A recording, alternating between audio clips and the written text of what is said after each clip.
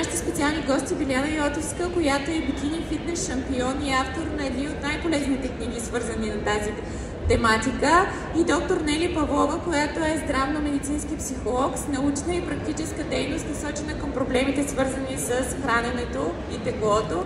Заповядайте при нас на сцената.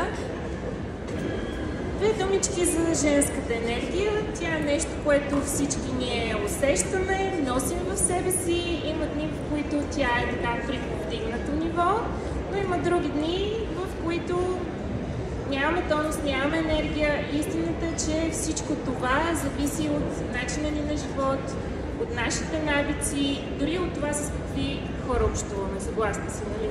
Абсолютно на 100%. Цялата настройка към деня, която имаме също.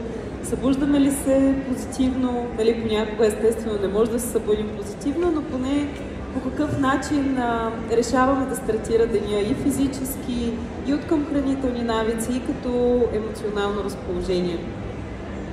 Нели, аз искам да попитам нашите гости тук.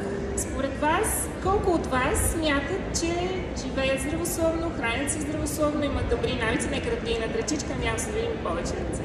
Сега това е субективно, нали, разбира се, здравословно за всеки е различно, но поне чисто как възприемаме себе си, дали сме в здравословната група или по-скоро по средата. Малко ръчички имаше да вдигнете и за това ще има за какво да си говорим. Добре, втори въпрос, за да се ориентираме в обстановката. Колко от вас закусиха днес? Половината. Добре. Нали знаете, че поне за мен, а и за доктор Нели Павлова, закуската е най-важното хранене за деня. То ни дава необходимите макро-микронутриенти, зареждаме с енергия, ние сме по-работоспособни и в по-добро настроение. Поне при мен е така. Разбира се, това не означава да закусим в 6 и в 7 веднага след като станем, но определено време след като станем да имаме закуска, за да няма пропускане. И все пак сме имали доста голям интервал от липса на храна, липса на течности през нощта. Тялото е преминавало през множество пречиствателни процеси. Случвали се много неща, докато ние спим и не изразходваме енергия, въпреки това изразходваме енергия. Така че е много важно, ставайки, хидратацията е основно нещо, което човек трябва да премине към него. Не на всяка цена, или както Биляна каза, да закусваме в момента, в който стане, но поне от към хидратацията да е възможно най-скоро. Аз лично какво правя? Когато се събудя, денят ми започва по следния начин. Задължително чаша вода. В някои периоди от годината си добавям ябълков оцет по една чайна лъжичка, вакуум, стомашен вакуум, за един добър тонус на коремната мускулатура. Тук има дами, които участват в един онлайн челендж, който аз провеждам с мой колега. След малко ще задам въпроси с тях. Те знаят много добре за вакуума. И след това аз имам някаква физическа активност. Задължително спортувам. Естествено, ако ежедневието ми го позволява, ако нямам някаква конкретна работа. След това вече идва ред на закуската. И тук бих искала да кажа няколко думи за връзката между храненето и спорта, защото те вървят ръка за ръка. Много често, сигурно съм при теб идват хора, които искат хранителен режим, искат консултация, но в същото време не спортуват или пък обратното. Така е, да. Аз смятам, че всеки трябва индивидуално да подхожда към тялото си. Както ти казваш, при теб закуската идва след тренировката. Има хора, които чисто хормонално, емоционално и всячески функционират по-добре, ако закуската е преди тренировката. Дали всеки сам да установи кое работи за него и да се придържа към тази идея. Защото стриктните правила просто биха ни отдалечили още повече от какви сме точно и какво е нашето тяло. Разбира се, винаги трябва да има индивидуален подход и това е нещо, към което аз се стремя, когато работя с клиенти. И тук само две думи за мен. От 20 години вече се интересувам и практикувам здравословен начин на живот на професионално ниво. Помагам на хора да влязат в кондиция, да подобря здравословните си навици. В момента карам втора магистратура точно по темата храни, хранене и диететика, така че това е моето амплуа и нещо, към което винаги съм се стремяла и съм помагала дори чрез своите социални канали. Тук ми се иска да разкажа малко за базата, за видовете храни, белтъчини, въглехидрати, мазнини и въобще да дадем насока как да ги комбинирате и всъщност какво влиза в групата белтъчини, например. Знаете ли кой е най-пълноценният белтък? Те са два. Някой идва ли му на... Какво ви идва на акъла на първо място?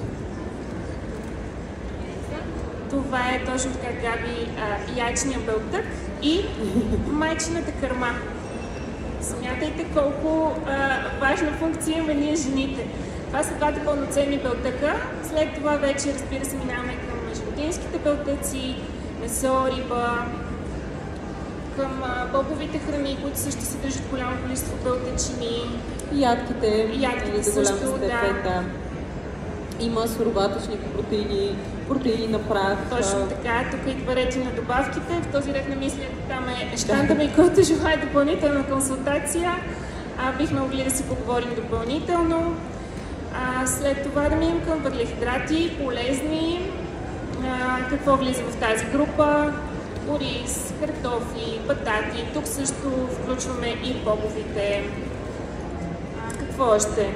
Хайде, някой още да се включи. Дори и хляба, нали така? Хляба е доста честа храна, която не е част от диетите и от здравословното хранене, но въпреки това зависи от храна до храна, е много субективно какво точно е подходящо като част от здравословен режим и какво не. Продължите и за мазнините. Да, мазнините са много видове. Както знаем, има здравословна група мазнини, нездравословна група мазнини, които когато, особено казвам нездравословно, защото храни като маслото, например, когато мине термична обработка, то се нагрява и се разрушава като структура, т.е.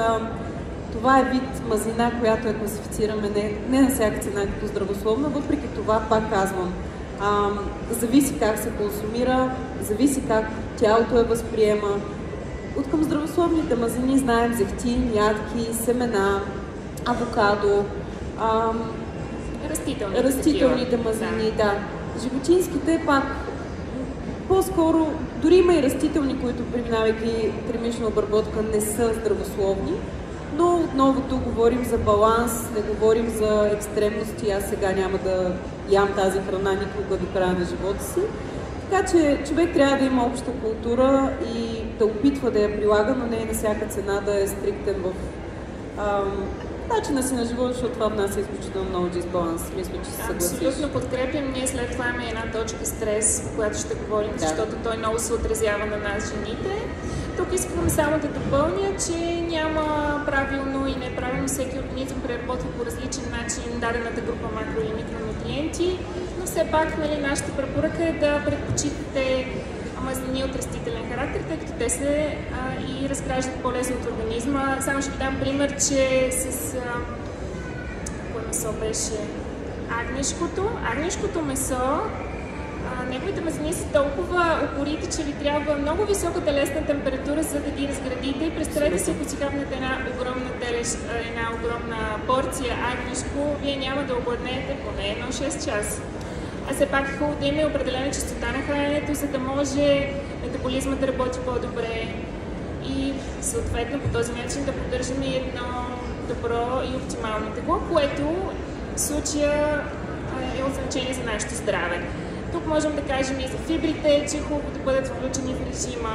Разбира се, внимайте с фруктовата захар при плодовете, те не трябва да се консумират късно вечер. Но всяка една диета, за мен лично, трябва да присъстват фибри. Абсолютно. Какво друго? Когато комбинирате вашите хранения, бих добавила едно много лесно правило, което можете да спазите. Да не комбинирате мазнини с въглехидрати, защото в този случай въглехидратите по-трудно се усвояват или изобщо не се усвояват. Но пък комбинацията от протеини с въглехидрати или протеин с мазнини е чудесна. По този начин много лесно, извинявам, че те прекъсна, можете да си комбинирате дневното меню, за което по-късно ще ви дадем примери. Абсолютно съм съгласна с всичко, което казваш и да не подценяваме течностите, защото в днешно време, поне аз около себе си имам изключително много примери, които не пият достатъчно вода. Чайове също така понякога не всички хора обичат просто чиста вода, но винаги може да си добави малко лимон, билки, мента или нещо, което да направи с по-екзотичен вкус. за да е по-апетитна за пиене. Така че това е също много ключов компонент от здравословното хранене. Абсолютно, а има и нещо друго. Колкото повече вода приемаме дневно, толкова по-малко ще задържаме вода. Обикновено ние дамите имаме проблем с задържането, тоците в крайниците, тази подпухналост, която води до един повърхностен целулит, дори да не е той изключително, как да кажа, дълбок, да. И когато пиете достатъчно течности, тук визирам вода, тъй като останалата част не преминава в тази група, то вие по-лесно ще тренирате тялото, което особено сега за летните месеци ще се гласи с мен, че е изключително важно. Ще бъдем по-малко облечени, ще бъдем на плаж, в Бански, всеки иска да се чувства добре. Така е като състояние на кожата. Абсолютно. Също, нали, не само целулита, но и кожата на цялото тяло зависи, да, абсолютно зависи, пряко свързана с хидратацията. И като казахме кожа, две думички за лактозата. Защото, това е една тема, която за мен е много близка. Аз самата имам лактозна непоносимост и много внимавам с какво се храня. Тук един съвет към дамите. Това си говорихме и с Нели преди дискусията, че ние сме единствените бозайници, които и след като пораснем, продължаваме да консумираме мляко. Истината е, че над 7-8-10 годишна възраст в организма си възрастният човек няма ензима лактаза, който разгражда млечната захар. И това води до определени стомашни дискомфорти, подуване на корема газове и много други, които повечето хора приемат за нормални и си живеят с тях просто до следващата консумация на млечни продукти. Ще ви дам един съвет. Пробвайте за 2 седмици да премахнете лактозата от менюто си, т.е. да махнете млечните продукти. Включително тук визираме сирене кашкавал и ще видите каква е разликата върху кожата ви. Тя просто ще бъде озарена. Тогава ще разберете какво означава озарена и чиста кожа. Истината е, че с каквото и да се храним, то се отразява на външния ни вид, особено на нас дамите, тъй като и на хормонално ниво нещата при нас са малко по-специфични. Ние сме си по-сложно устроени. Така е. И също така, нали, при състояния, при кожни проблеми, дерматит, акне, псориазис без значение, млечните продукти са абсолютно противопоказни до голяма степен. Така че да. Само ще допълня в подкрепа на думите ни, че в световен мащаб около 75% от населението, възрастното население на Земята, има лактозна непоносимост и това е доказано с множество изследвания. Аз имам и тема, разработена за лактозна непоносимост, после ще споделя в моя Инстаграм в стори, ще ви бъде интересна, за да не разширяваме сега разговора към тази насока. Да, аз искам да сега засягаме здравословното хранене като чисто поведенчески аспект, храните, които включваме. Но е много важно да обсъдим и настройката към храната, която имаме. Какво значи за нас храната? Това са вярвания и убеждения, които се създават и внедряват в нас от много ранна детска възраст. Така че е много важно човек, целейки здравословен начин на живот, да си даде сметка какво мисли за храната, как я възприема. Нали, често срещаме фразата "живея за да ям" или "ям за да живея", или от коя група хора съм. Защото това вътрешно предизвиква дори хормонални промени, дори на неврологично ниво промени. Много е важно да си дадем сметка дали имаме прекалено много правила в вярванията си, какво трябва да ядем, как трябва да спортуваме, как трябва да спим. Нали, всички тези естествени процеси, по какъв начин ги тълкуваме, защото, пак казвам, това е изключително основен компонент от здравословния начин на живот. С Биляна си говорихме точно това, че дори при правилно спортуване, правилно хранене отново се наблюдават промени в месечния цикъл на жената. Точно така. Това беше и следващата точка, по която искам да поговорим, месечен цикъл, защото редовността на месечния цикъл, докато жената е в своя разцвет, е показател за нейното здраве. Когато там нещо куца, това означава, че трябва да си обърнете внимание. Първата стъпка за мен са пълни кръвни изследвания и да се види какво е нивото на хормоните. Женския хормон естрадиол, мъжкия хормон също, тестостерон и въобще какво е тяхното съотношение. При някои жени с по-повишено ниво на тестостерон, например, женския месечният цикъл, разбира се, не е редовен. Но за неговата нередовност могат да повлият и рестриктивните диети. Аз като професионален състезател назад във времето мога да ви разкажа много за това. Разбира се, както и Нели каза, психичното състояние на жената, менталното състояние. На нас много ни влияе емоционалното хранене. Сигурно съм стисила много клиенти с такова хранене и с хранителни разстройства, за които също искам да поговорим.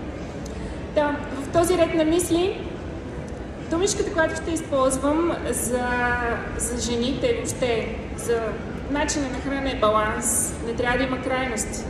Не трябва да има гладуване, не трябва да има и преяждане. Една жена, когато има нисък процент подкожни мазнини, това със сигурност се отразява на нейния месечен цикъл. Така че трябва да достигнем някакво оптимално съотношение между мазнините и телесната ни маса в тялото. При нас жените е възможно то да бъде малко по-повишено, именно за да поддържаме женските хормони, които са ни така необходими за нашето здраве. Тук, пак казвам, крайните диети, кето диетата, лунните диети, гладуванията, определено, да. Сега ще си кажем мнението и за него. Слава Богу сме на едно мнение с доктор Павлова. В този ред на мисли наистина балансирано хранене трябва да присъстват въглехидрати, трябва да присъстват и мазнините, но в умерено количество, за да може да балансирате вашето женско здраве, защото то е на първо място. Тук изключвам състезателна подготовка, през която аз съм преминавала. Тогава, се достига до крайности, но имаме и цел – златния медал. И съответно тази подготовка е определени месеци. Това не е начин на живот и това състезателно тегло и състезателна кондиция не може да се поддържа постоянно, така че не гледайте тези прекалено изпилени мускулатури, които виждаме в социалните канали. Това в повече случаи е моментно състояние или визия, която може да се задържи за определен период от време. Знаеш ли, тук имам един въпрос. Имала ли си опит с момичета, които просто генетично не могат да станат състезатели и тялото им отхвърля идеята? Абсолютно. Всеки спорт си носи подходящия тип мускулатура, генетика за него. Ако дамата има видимо, да речем, набита долна част на тялото или прекалено широк ханш, няма изразена талия, то в такъв случай не е за категорията, в която аз съм състезала бикини фитнес. Тук е много важна генетичната ни предпоставка, т.е. ние или имаме дълги крака, тънка талия, V-образна форма на гърба, женствен ханш, или ги нямаме. Можем да работим за подобряването на качествата, визуалните на тялото и тук, въобще не искам да говоря за някакви норми, но ти ме попита за моята категория. Да. Тоест тук идва ред на треньора да изкаже своето професионално мнение и да не заблуждава даденото момиче. Може би тя е по-подходяща за щанги, за лека атлетика, ако има по-обемни бедра, има взривност на мускулатурата, тя не е за този спорт. Защото много колеги просто взимат определените пари за подготовка, но те подготвят някой, който е с един минус и каквото и да е направил, дори да е направил максимума, той не може да вземе първо място. Да, много е важно точно за индивидуалния подход, който говорихме, защото много хора влизат в Google, пишат как да отслабна с 5 кг за 2 седмици, защото отивам на море. Google показва различни вариации и те си казват, ето това е моето, започват, виждат, че не става, отново отиват в Google. Диета. И това чисто психологически се наслагва във времето, особено защото започва и в много ранна детска възраст в днешно време. И аз си казвам, ето виж, аз съм човек, който не може да отслабне, аз съм човек, който винаги ще си остана така. Не, всъщност с грешния начин, с грешните информации и така насоки от Google или без значение от кого, човек се разочарова. Да. И затова е много важно наистина този индивидуален и персонален подход. Дори човек да опознае тялото си, аз много вярвам в това, че трябва да отделиш време да видиш какво работи за теб, какъв човек си, какво точно е нещо, което е подходящо за твоята структура, генетика. Абсолютно. Нека да говорим на въпроса за фастинга. Аз лично не съм привърженик на фастинга като такъв 16-8. Тази поредност на приемане и неприемане на храна. До някъде аз също правя фастинг, но той е по-скоро разумна хранителна пауза. Вечерям по-рано, около 7-8, максимум 8. Разбира се, има изключения, но в почти повечето дни от седмицата. И закусвам след спорт около 10. И ако ги сметнете, това реално са 14-15 часа, което е напълно достатъчно храносмилателната система да си почине. Ние да си починем през нощта, защото ако си легнем с пълен стомах, организма ще преработва храната и ние няма да можем да спим качествено. И съответно да станем да сме бодри и какво целя с тренировките на гладно, да изчерпам максимално гликоген от мускула, така че да поддържам по-ниско ниво на телесни мазнини, но оптимално за моето здраве, така че това да не нарушава месечния ми цикъл. Съответно, ако практикуваме стандартния фастинг, който е с 16 часа пауза, ние директно трябва да пропуснем закуската и да преминем към хранене първо в 12 или в 1, което за мен е прекалено много. Особено ако сме изпили 2-3 кафета, изпушили сме 2-3 цигари, ядосали сме се 2-3 пъти, вече кортизола ни е в небето, ние сме изнервени и после компенсаторните поведения, които следват, наваксването на храната, особено в по-късната част на деня, наистина са неизбежни и не е толкова до воля, не е толкова до можене, а просто е чисто на биологично ниво. Тялото се храни спрямо светлината навън, когато има слънце, енергията се и хормоните, които се отделят, са съвсем различни за обработка на храна. Ето Биляна ви даде един пример, аз ще ви дам моя пример. Моята вечеря е около 5-6, закуската ми е около 7-8. Нали, не е винаги в никакъв случай, същия часови интервал. Просто напаснато с твоето ежедневие. Да, абсолютно, в никакъв случай не е всеки ден, напротив, има много вечери, които са абсолютно противоречащи, но мисълта ми е, че всеки трябва да отдели интервал от време, поне 12 часа, хайде започвайки с 10, минимума, за да може тялото да се изчисти от всичките мъртви клетки. И мозъка също, защото когато мозъка не се изчисти от мъртвите клетки, при ниски нива на кръвна захар, то ние се събуждаме уморени, събуждаме се демотивирани, алармата я натискаме, снузваме 5-6 пъти. И това всички тези неща се наслагват във времето. И пак казвам, чисто психологически не е до воля, не е до аз не съм такъв човек, а е чисто поведенчески, веригата от поведения, към които се придържаме преди това. Абсолютно подкрепям. Друго, което можете да спазвате като много лесно правило е 3 часа преди сън просто да не консумирате нищо. Като под нищо означава нищо. Не да си хапнете, да речем, един бомбон и той не е вечеря. Може чайче, например, аз често казвам, течесто, даже чая от майчино биле, тук искам да вметна, е много добра стартова точка за хората, които не са много дати с фастинга и така би им помогнало да овладеят желанието за поне малко нещо да си хапнат. Сега, тук можем да кажем, че чрез фастинга много хора се опитват да влязат в състоянието наречено автофагия, което обаче не се влиза толкова лесно в него. И не съм сигурна, че е за всеки човек, защото ние, за да искаме да предизвикаме автофагия, това означава, че организма ни трябва да свети на червено. Тук вече идва ред на лечебното гладуване и на гладуването под лекарски контрол, което в никакъв случай сами не трябва да правите, защото е много важно как излизате от него. Само като допълнение на въпроса и мисля, че бих искала тук да ви споделя кои са основните витамини, минерали, които трябва да приемате, за да поддържате женското си здраве. Това са омега, желязо, магнезий, витамин B6, цинк, йод и селен. И разбира се, когато спортувате, да имате добро възстановяване, за да може кортизола да влиза в граници.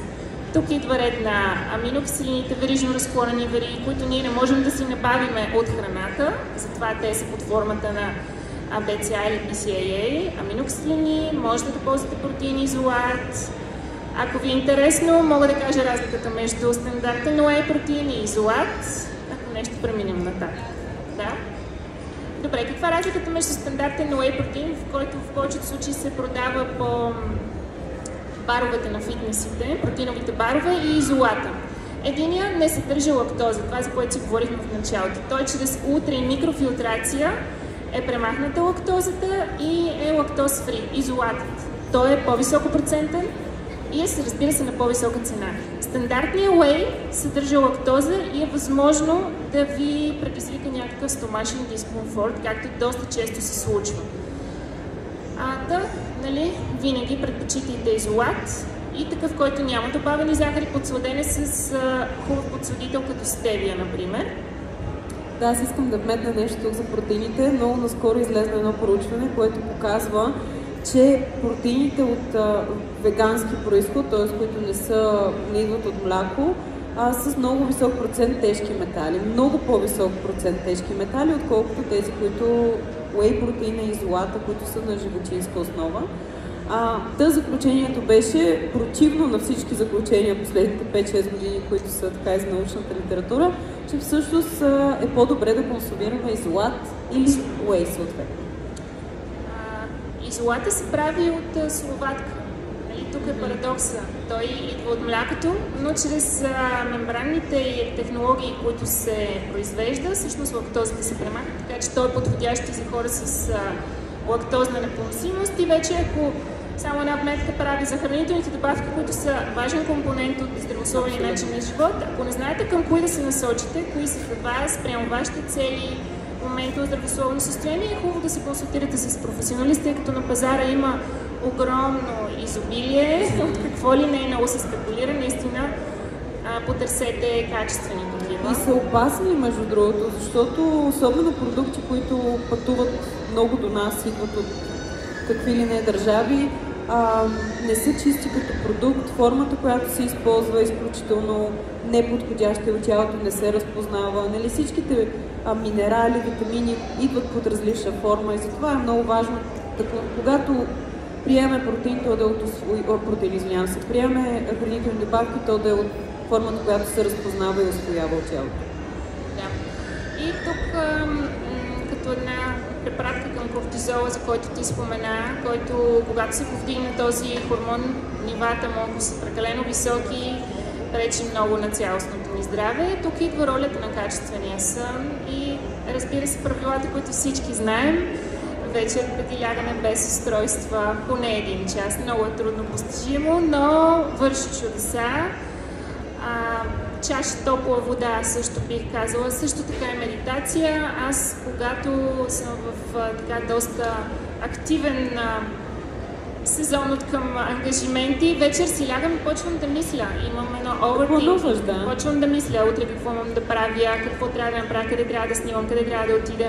И до такава степен си натоварвам съзнанието, че не мога да се спи с часове. Затова съм се научила, отделям буквално 10 минути за медитация, за да успокоя съзнанието си и това много по-лесно ме приспива. Качественият сън е хубаво да бъде поне 7-8 часа. Вече всичко по-малко или повече е като храната. Гладуване или прияждане. Така е, да. Абсолютно съм съгласна и също така е много важно да отбележим, защото коментирахме фастинга. Ако сега се втурнем и решим, че ще вечеряме най-късно в 7, си лягаме примерно в 12, тялото няма веднага да се адаптира към тази идея. Е много важно да сме плавни в тези действия, защото това може да афектира съня. Това ми е идеята, че първо може да не може да заспим, второ може да се будим и съответно сутринта да се събудим и да сме, както знаем, когато не спим, и се яде много повече сладко, много повече въглехидратни храни. Така всичко трябва да става плавно и умерено, с една дългосрочна визия за промяна, не толкова моментно и на всяка цена. И най-важното е, каквито и навици да се опитате да придобиете нови или да запазите старите си, те да бъдат съобразени с вашия ежедневен ритъм, защото може това, което аз ви казвам като пример, да не е постижимо за вашето ежедневие. Ако, както Нели каза, вие си лягате късно работата, вие такава или имате нощни смяни, тогава естествено ще вечеряте в 2 или в 3 през нощта, защото вероятно вие ще спите през светлата част на деня. Тоест, регулирате вашият начин на живот спрямо вашето ежедневие, за да може всичко, което правите, да бъде адекватно и за вашите конкретно нужди. И тук да се върнем на спорта, тъй като той си върви ръка за ръка с храненето, бих искала да ви попитам колко често спортувате. 3 пъти или повече от 3 пъти седмично? Не говоря задължително за фитнес, Може да бъде тенис, джогинг, вече да, може да бъдат разходки, да. всеки е с различна... Спортната ви активност по-малко от 3 пъти седмично или повече като честота е? 3 пъти. Повече. И не случайно казвам 3 пъти, за мен 3 пъти е наистина минимума. Хубаво, това представете си за целия обем от часове на седмица, колко не съм добра в сметките. Това са 3 часа седмично. Вярвам, че всеки може да отдели това време, дори да има малко дете, дори да има съпруг вкъщи, на който ще готви, дори да има домакинска работа, дори да има бизнес ангажименти. Тези 3 часа си ги отделите за вас, за вашия тонус, за вашето здраве, защото спорта е най-добрата терапия за мен. Така е, доказано по всякакви линии, наистина спорта е човек, който не се движи, не е пълноценен човек и нали, тук е вече въпросът дали сме готови да приоритизираме себе си и собствените си желания, което аз мисля, че темата женската енергия говори сама по себе си, че това трябва да е наистина приоритет. Какво точно тези 3 часа или дори да са, хайде, ако ходим минимума, нали, нека да си дадем сметка какви лимити и бариери си слагаме в главата, така че да не можем да се придържаме към този навик и да го приоритизираме. Плюс дневната физическа активност, разходки, където можем примерно да отидем до магазина пеша, до Екон пеша или просто да го има това движение. Не говоря за 10 000 крачки, отново за такъв тип обсесии, по-скоро говоря за нещо, което е навик и особено сега, когато времето е по-хубаво, абсолютно постижимо. Да, ви един пример с моето семейство. Ние, например, уикенда пазаруваме с колело. Отиваме с колелото, взимаме 2 раници на гърба, коша моето колело с кош, защото е по-старомодно. И така ходим до магазина в квартала, нали, имаме някаква активност с колелетата, отделно си правим естествено едно кръгче на квартала, т.е. не ползваме автомобил уикенда. Разбира се, не говоря за зимния период, но когато времето го позволява. Ето това е една много минимална стъпка, която обаче, ако я преброите като честота през топлите месеци, всъщност е доста добра активност. Половин час повече разходка, ако имате възможност да отидете пеша някъде, по-добре отколкото с кола. Аз затова много харесвам, когато сме на почивка и се разхождам, защото в София това никога не ми се случва. Аз съм от колата на работата и вкъщи. Вероятно и голяма част от вас. И тъй като нас ни свързва едно нещо, което е много важно и съществено, що се отнася на начина на хранене. Ние двете сме почти вегетарианки, не консумираме месо. Би ли ви било интересно да ви споделим всяка една от нас за нашият модел или протокол на хранене ежедневно? И тук искам да попитам, консумирате ли месо? Кой консумира месо?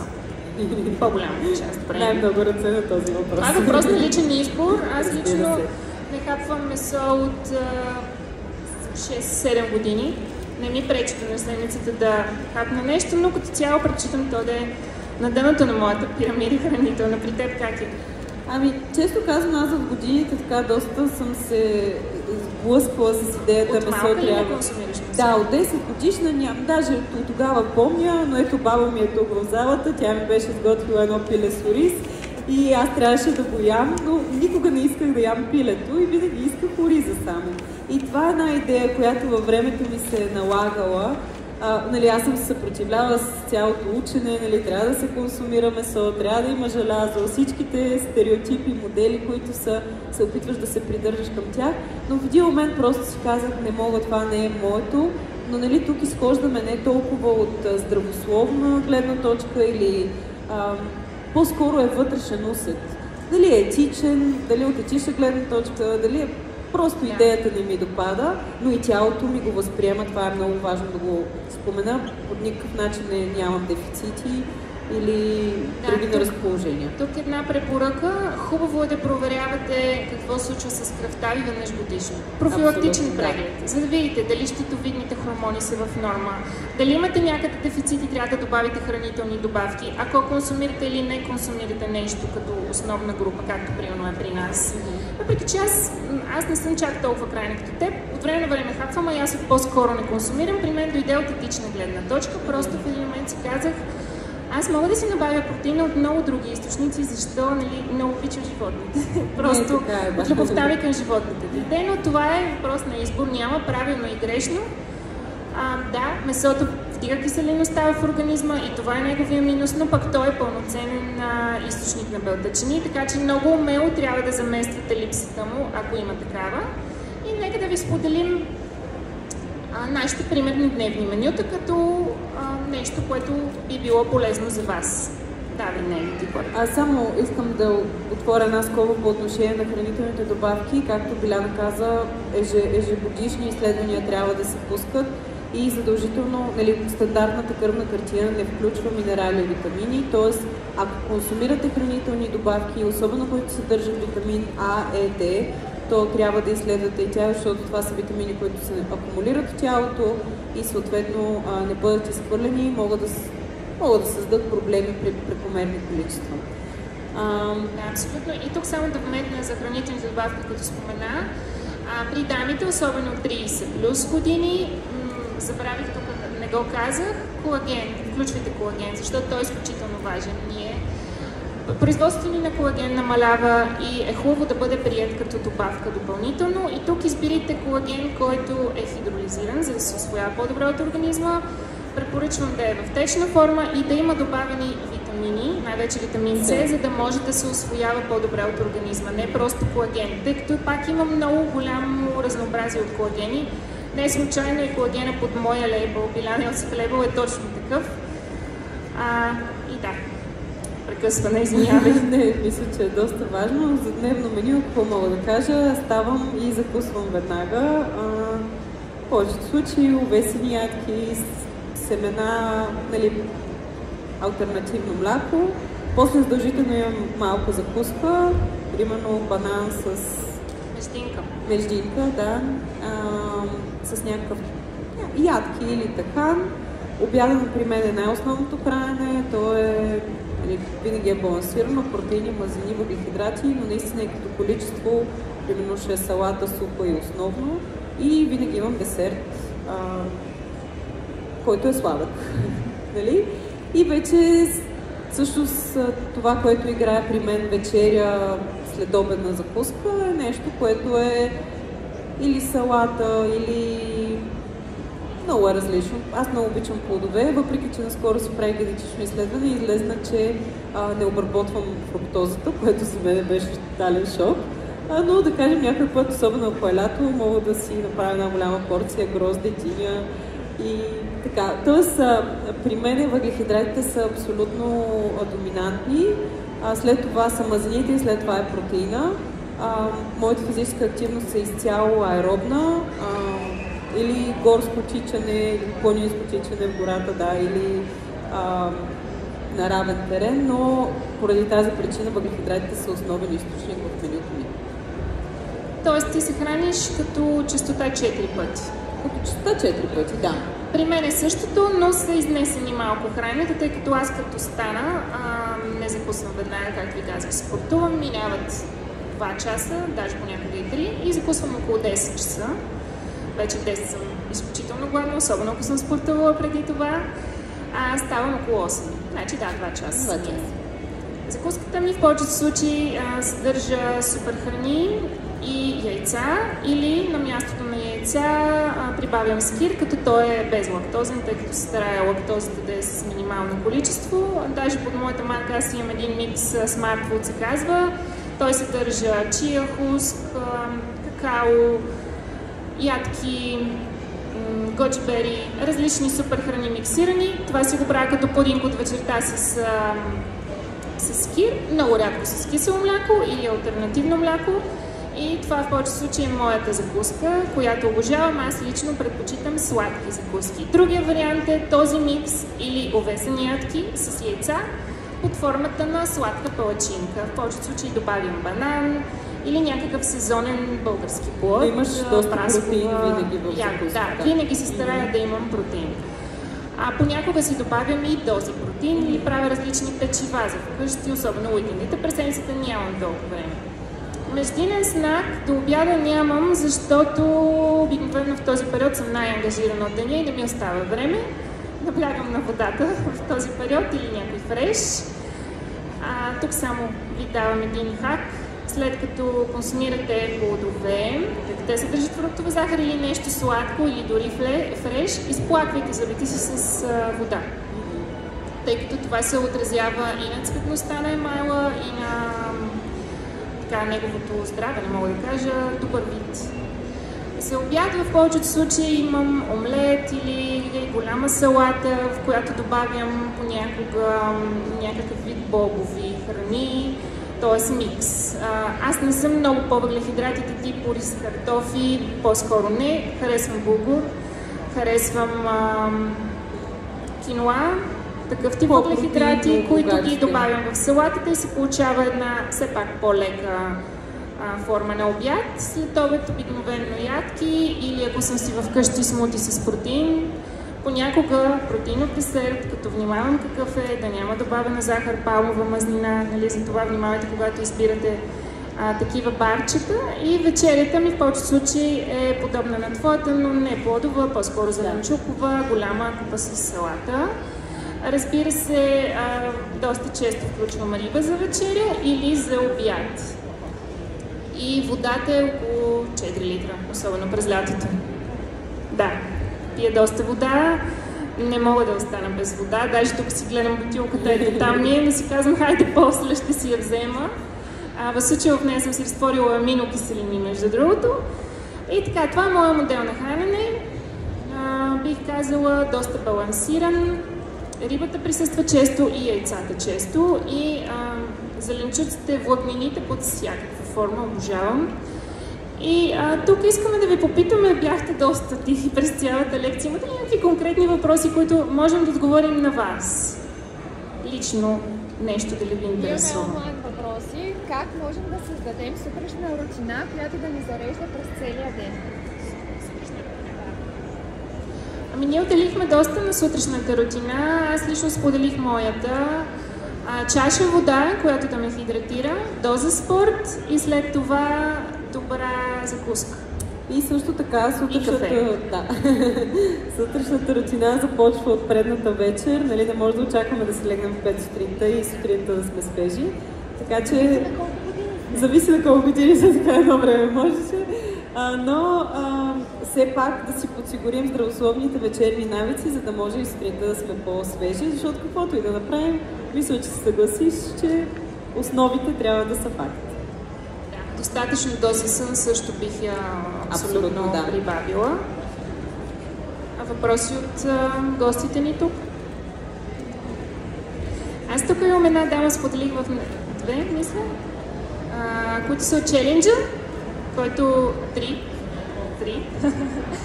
Всяка година януари за моите клиенти стартира с онлайн челендж, който се провежда в фитнес ап и е персонализиран за дамите, т.е. за жени. Правим го съвместно с мой колега, който живее в Щатите. Имаме жени от цял свят. Тук има няколко от тях. Може би биха искали да споделят нещо за това как се чувстват, тъй като челенджа наскоро след 2 седмици свършва. 3 месеца е. Хайде, не се срамуват. Щом са тук, значи се чувства добре.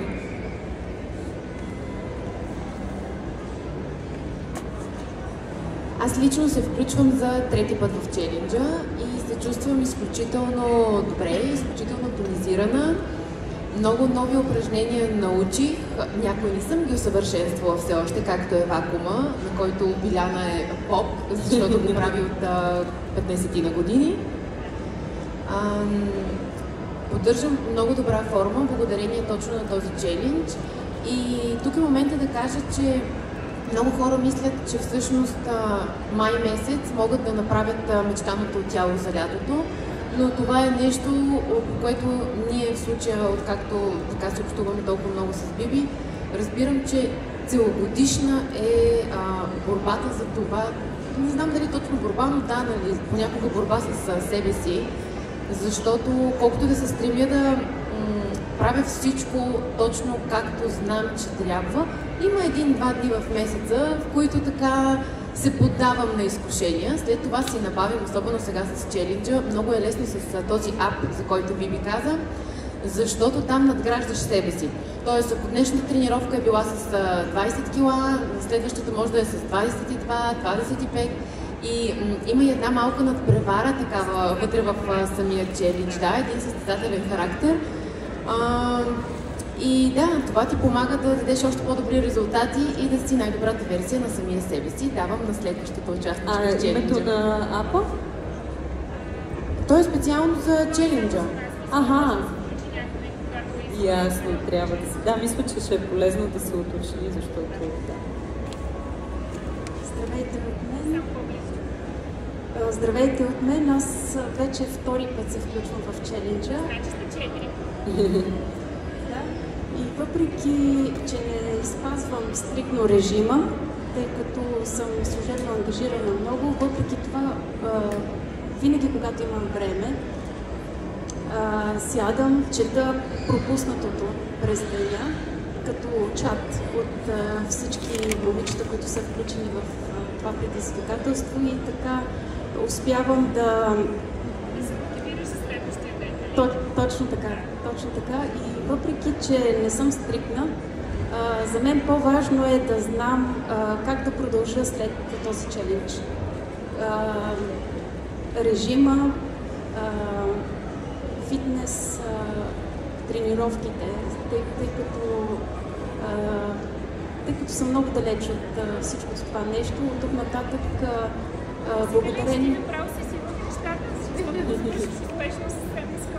Искам да кажа, че преди да се включа, бях много далеч от тези неща, но след като се включих в челенджа, вече съм малко по-запозната, имам вече реална представа за всичко, което се случва. Така че след като приключи този челендж, аз ще знам как да продължа.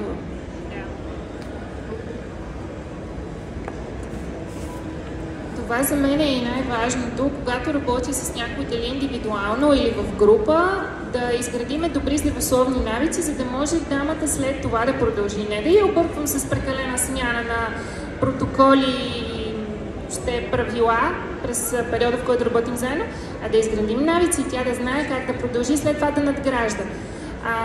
Тук само приключвам с предизвикателството, после сметнах, че е хубаво да го вметна. То се случва от януари 3 месеца нататък до април и всяка година имаме доста голяма възвръщаемост на клиентите от предната година и виждам как те помагат на новите момичета, мотивират се заедно и това за мен е страхотно, защото означава, че ние сме се справили добре, научили сме тези дами на основното, на базата. Не е толкова трудно, постоянството е по-важно. Страхотно. Само да задам един въпрос, тъй като и дамата преди това спомена за тренировките. Можеш ли да ни дадеш, има ли формула за ефективна тренировка, тъй като някои хора спортуват 20 минути и имат много по-добри резултати, примерно от хора, които са в залата по час и половина? Да, ще ви кажа какъв е моят модел на трениране. Аз винаги съм предпочитала по-lean body, така да го кажа на модерен език. Издължени мускули, по-финна мускулатура. Дори когато съм се състезавала, моята категория бикини фитнес предполага издължени мускули и добра симетрия на тялото. Това може много лесно да го постигнем с точните упражнения за нас. Като ако имаме по-слаби мускулни групи, тях трябва да ги тренираме по-често, по-силните можем да не им отдаваме толкова голямо внимание, тъй като те генетично са ни заложени. Да речем, на някои хора имат страхотни пръстци или глутеус, които просто са им даденост. Но рамената не са толкова добре оформени, работим за тях. Коремната мускулатура, работим за нея. Аз лично предпочитам кръгови тренировки. Тренирам цялото тяло 3 пъти в седмицата, като дори упражненията, които правя, са на супер серии, т.е. комбинирам 2 упражнения в една серия. Това ми позволява тренировката ми да бъде по-кратка, тъй като нямам 2 часа сутрин за спорт, защото трябва да изляза да работя, докато дъщеря ми беше по-малка и да я закарам на училище. Нали? Редуваме се, разбира се, с баща й. По-високо интензивни тренировки, като съответно залагаме на тежестите, но те не са прекалено голями, тъй като това също се отразява на нас, жените, това си говорихме с Нели. Какви са правилата? Минимум 40 минути, супер серии, хубаво е да засягате цяло тяло или ако разделяте мускулните групи, то да бъде горна част, долна част. Няма правилен модел на тренировка, въпросът е кое как ни влияе на нас. Можем да ги редуваме. И разбира се, казах 3 пъти, но между тях имам кардио. Когато е хубаво времето, предпочитам кардиото и въобще тренировката ми да е навън. И любимото ми кардио са нападите, нон-стоп. Вие вече сте се усъвършенствали в тази тренировка. В началото, когато я дам на някой клиент, той ми казва: как ще правя 20 минути напади? Аз си казвам: много лесно. Започваме с 10 минути, надграждаме. И те вече правят по 20 минути напади. Нон-стоп. Това е една супер натоварваща тренировка и ето кратка, която реално натовари, основно долната част, която при нас по-трудно се оформя дамите, тъй като поради наличието на женските хормони, но натоварва си и горната част, защото понякога аз ги комбинирам с раменни преси. Тоест нещо такова се получава.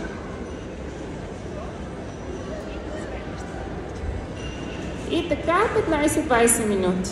И после правим 3-4 серии коремни преси, малко клекове, малко бърпите и тренировката не е готова, нищо по-специално. На пътека не тичам, тъй като си пазя коленете. Ходя под наклон, 15 наклон, между 10 и 15 около 5 скорост, т.е. интензивно ходене. Може да се прави, аз предпочитам кардиото да ми бъде в отделен ден. Тоест 60 минути кардио. Вторник и четвъртък, да речем. Или съботата, тъй като съм в повечето случаи свободна, рядко работя уикенда. Но ако е съчетано с силова тренировка, аз лично предпочитам да бъде накрая. Но може да бъде и в началото. Няма грешна тактика тук. Ти как тренираш те? И може би с това да завършим. Да не ви отекчава. Само аеробно. Аз при мен силовите тренировки не работят. Просто не ми харесват и като цяло... Виж, ние сме две много интересни противоположности. Всъщност имаме доста общо. Общи вярвания, но различни начини. Да, аз тичам всеки ден, за мен споделих ви, в гората ходя или имам спинър. Всъщност аз имам фитнеса вкъщи и това е голямо удобство, но дълги години съм тренирала по залите. Така че може и в домашни условия. Голям част от нещата от предизвикателството тренират в домашни условия. Аз ви казах, за клековете не ви трябва кой знае какво. Тежести можете да си набавите по всякакъв начин, включително с малко детенце на конче и клякате с него. Вече като порасне не става, много тежко се получава. Но по всякакъв начин можете да включите и децата си в тренировките и по този начин да им създадете добри навици, които да ги изградят като личности. По-добре едно дете да спортува, дори не професионално, отколкото да стои на компютър или на телефон. Това съм се стремяла и за Никола. Тя като малка спортуваше художествена гимнастика, после сама се насочи към тениса, да, влиза и с мен в залата, но не е точно нейното. Но ето тенис, един чудесен спорт. Благодарим ви много. Благодарим ви за вниманието. За нас беше удоволствие. За мен беше удоволствие да си партнираме днес. И надявам се да сте супер заредени от днешната лекция и от утре вода, вакуум, спорт. Понеделник, да. Защо не от тази вечер?